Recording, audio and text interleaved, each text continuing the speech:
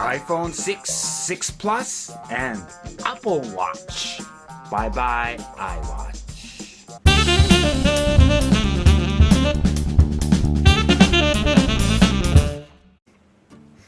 Hi, I'm Aaron Jones, and welcome to another vlog coming to you from Niihama in Japan. And today I wanted to talk about what I thought about the Apple i6 event that took place on September 9th. And as you know, I did a vlog before with my predictions, and now I'll talk about my thoughts about the event. But before I do, I want to give a shout out to another YouTube creator, Saint Rawman, because he shouted me out on his website. If you're into atheist things and debating and thinking about arguments that are logical, go out and check him out. Now he's on a break for a while because he has a new job, and so he's gone for training. But he's got a lot of great videos out there, so the link is here and you can check it down in the description, so go check him out. And I will do a shout out video one of these days with recommending a lot of the videos that I enjoy on YouTube. Anyways, let's get into what I thought about this Apple event. So of course, as I talked about in some of the predictions that were on the net and what I thought as well, iPhone 6 was released with a 4.7-inch screen, and the iPhone 6 Plus with a 5.5 screen, a bigger size. The only real difference being that between the two of the phones is that the bigger one, the Plus version, has optical stabilization in the camera, where the regular iPhone 6 has just digital stabilization. Sorry. I think that is the only real difference between the two. You can go to the internet and find all the information about the specs and the new A8 chip, and they announced an Apple Pay system for paying with NFC, which I mentioned last time, which is nice. No word on what will happen in Japan here, but I'm sure that in Japan as well, because it's a very common thing already here in Japan that services for the iPhone 6 and 6 Plus will be supported here in Japan.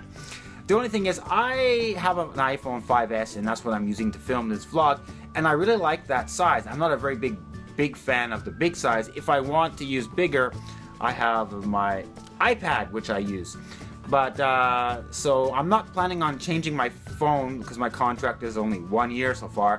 Maybe next year with the next, whatever, the iPhone 6S and 6S Plus or whatever they're going to call it next year.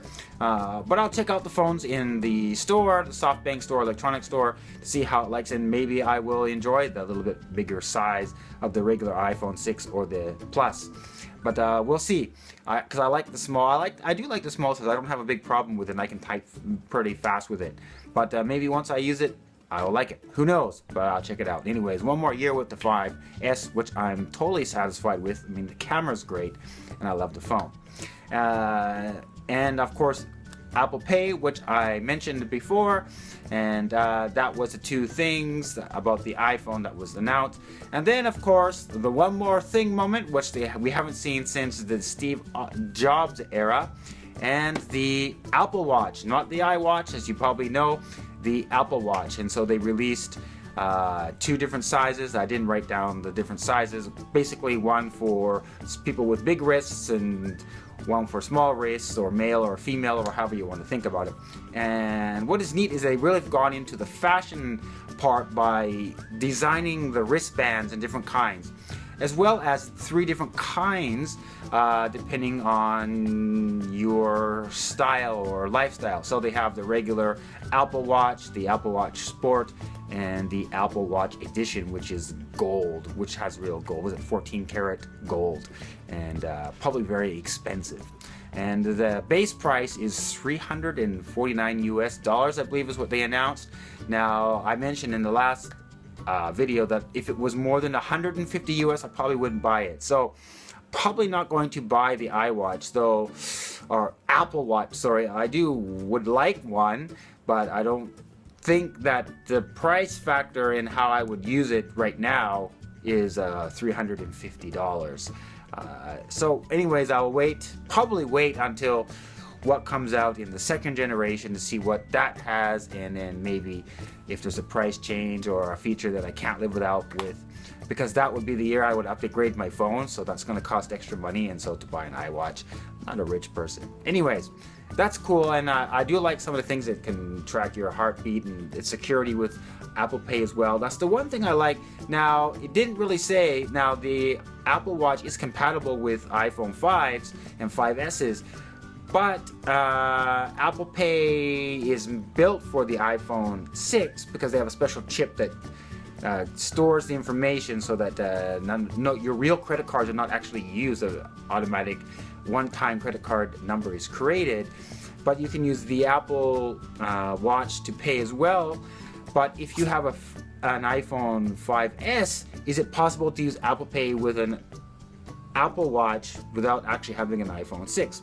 So I'll be interested in see if that is possible. If there's any way that Apple Pay will work on older iPhones running iOS 8, or if it's only limited to iPhone 6 and above, because they have not just NFC but paying through the internet as well. So have to wait and see when that comes out, and that's going to go out in the US, I believe, in October, so might not even get to play with it. And iOS 8 anyways will come out on the 17th, 18th here in Japan. Probably get it in the evening of the 18th. In the morning takes too long and the servers are busted because everyone is downloading it. And what else did I think? Oh, those big white mysterious buildings, and I had made a prediction it's probably like a modern home using HomeKit, and other people thought the same thing. No, it wasn't anything like that. It was just a big display room for journalists and the people who attended the event to go and play with the new iPhone 6 and 6 Plus and the Apple Watch. It's going to be hard to get rid of that name. Anyways, that's all I had to think about that. I'm really waiting for the iOS 8 to come out, so that'll be out on the 17th. So that's all I wanted to talk about. I think Tim Cook did a good job. I think Tim Cook was excited about releasing the Apple Watch, his first kind of brand new item since Steve Jobs passed away and he took over. So he seemed really excited about that. So and interested to see how the watch will develop and how other makers like Google's watch system, how they will progress from now on. The battle is on, and that's good competition, and we're going to get better and better and maybe more useful and maybe cheaper prices. Anyways, that's all for today. Go ahead and subscribe if you like my material and content to keep updated my vlogs and my cool news and my magic episodes, and as well as like and comment what do you think about this event. And until next time, see you then. Goodbye.